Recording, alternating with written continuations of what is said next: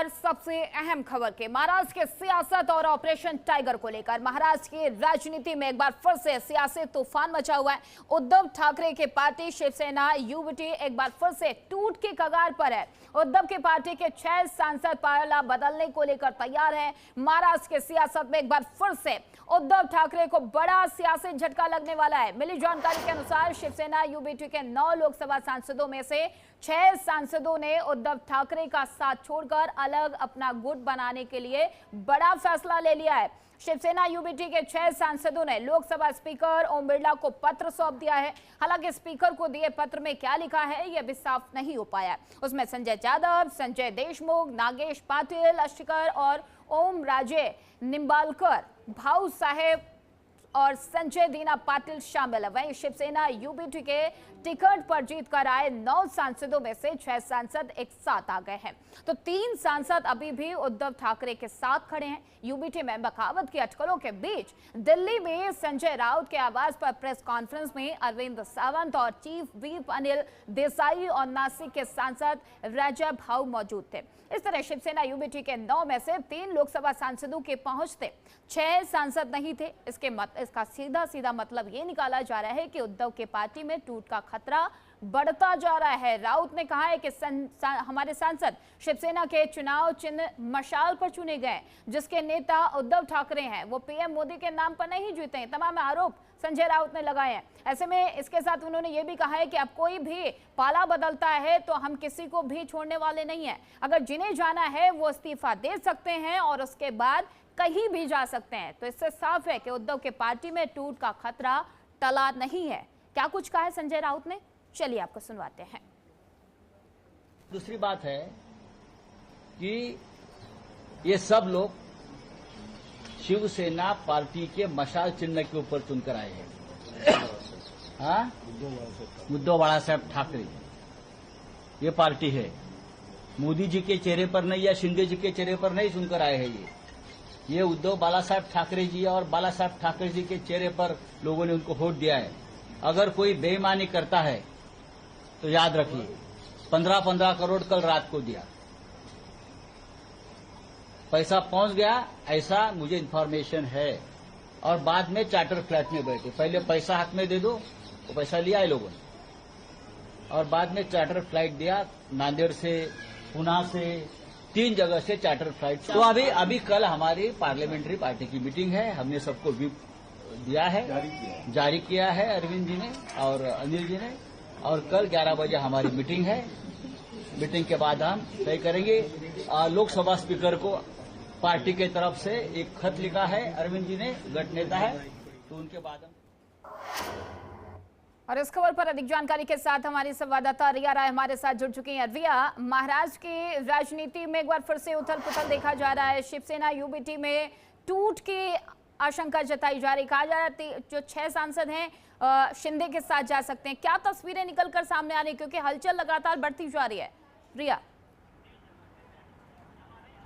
जी बिल्कुल, देखिए अगर इस समय हम बात करें राजनीति में फूट की, तो इसकी शुरुआत हमने टीएमसी से देखी, क्योंकि जहां पर टीएमसी में कई सारे जो नेता हैं वो बागी हुए, और अब उसके साथ ही साथ में हम देख रहे हैं कि महाराष्ट्र की राजनीति में भी नेता बागी होते नजर आ रहे हैं। कुल मिलाकर 9 सांसद, और उन 9 सांसदों में से 6 सांसद जो हैं वो फूट के कगार पे हैं। और अगर हम राजधानी की बात करें तो आज मुख्य रूप से राजधानी में खासकर से संसदीय बैठक की गई, और इस बैठक में 6 सांसदों ने हिस्सा लिया, जो कि सीधे तौर पर जिसका असर ये कहा जा सकता है कि महाराष्ट्र की जो राजनीति है उसमें एक अलग परिवर्तन सामने आ सकता है। क्योंकि इस समय महाराष्ट्र की राजनीति को लेकर, जैसे अगर हम संजय राउत की बात करें तो उन्होंने अपने एक्स पर भी और साथ ही साथ में बयान भी ये दिया है कि जिस तरह से अभी जो उनके सांसद बागी हो रहे हैं वो कहीं ना कहीं पर खरीद फरोख्त की वजह से हो रही हैं। इस तरह का एक बड़ा और गंभीर आरोप सामने आ रहा है, जिसमें कहा जा रहा है कि 15 करोड़ जो रुपए हैं उनके माध्यम से इनको खरीदा गया है। लेकिन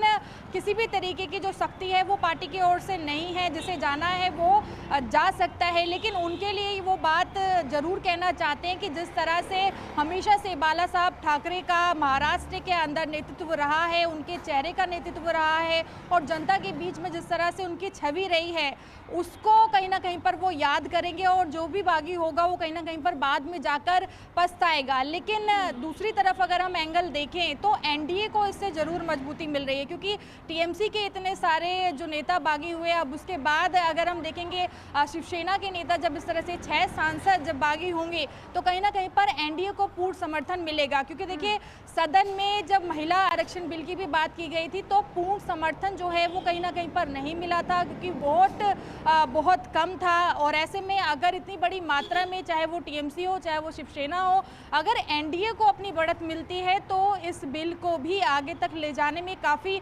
आसानी होगी। लेकिन अगर दिक्कत की बात है तो वो इस समय लेकिन जानकारी जिस तरह से मिल रही है कि जो बागी 6 सांसद हैं वो लोकसभा स्पीकर से मुलाकात कर चुके हैं, चिट्ठी भी एक सौंपी गई है। क्या तस्वीरें साफ हो पाई हैं रिया कि उस चिट्ठी में क्या था, किस टाइम ये मुलाकात हुई है, क्योंकि अभी तक इसकी तस्वीरें साफ होती हुई नजर नहीं आई हैं रिया। जी देखिए, महाराष्ट्र की राजनीति को लेकर आज दिल्ली के अंदर सुबह से ही हलचल मची हुई है और 8 बजे से जो ये हलचल है बैठक को लेकर वो देखी जा रही थी। पहले कुछ और जगह तय की गई थी, लेकिन गुप्त मीटिंग की गई, जिसके बाद जो लेटर है वो लोकसभा स्पीकर तक पहुंचाया गया। फिलहाल अभी इस बात की पुष्टि नहीं हुई है कि उस लेटर में क्या कुछ लिखा गया है, लेकिन कुछ नाम जरूर सामने आए हैं जिनमें कहीं ना कहीं पर उनके हस्ताक्षर नजर आए हैं। लेकिन ये भी देखना काफ़ी अहम होगा कि अभी जो क्यास लगाए जा रहे हैं कि जिस तरह से फूट है वो एक अलग गुट को भी बना सकती है या फिर वो एनडीए में बढ़त को लेकर उसमें शामिल भी हो सकती है। तो इसमें ये कहा जा सकता है कि 2022 का जो रुख था, जब हमने एक बड़ी फूट को वहां पर देखा महाराष्ट्र की राजनीति में, अब उसका असर 2025 में भी हो सकता है। लेकिन इससे कुल मिलाकर अगर हम फायदे की बात करें तो वो फिलहाल इस समय एनडीए को ही मिलने वाला है, क्योंकि सदन में कई सारे ऐसे प्रस्तावों को रखा गया है जिसकी जो रैंकिंग है वो कम रह जाती है, क्योंकि आंकड़ा जो है वो सदन में अभी इस समय विपक्षी की तरफ से आप देखना ये होगा कि बागी 6 सांसद किस ओर लुढ़कते हैं, क्या तस्वीरें निकल कर आती हैं। बहुत बहुत धन्यवाद रिया तमाम सारी जानकारी देने के लिए। फिलहाल रुकेंगे एक छोटे से ब्रेक के लिए, जल्द होंगे हाथ से। देखते रहिए चैनल न्यूज़।